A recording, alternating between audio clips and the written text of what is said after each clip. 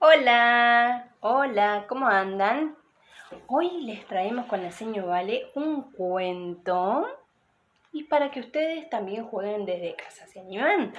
¿Sí? En este cuento van a tener que prestar atención para poder jugar porque van a tener que hacer los sonidos que las señas están haciendo, ¿sí? Así que a la 1, a las 2 y a las 3.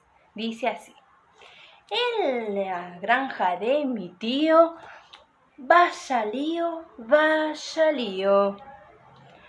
Todos los animalitos hacen ruido.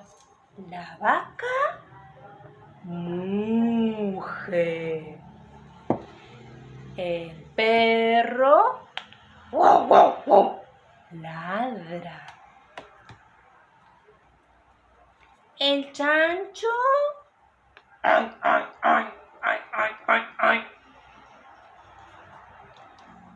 La oveja bala me, me.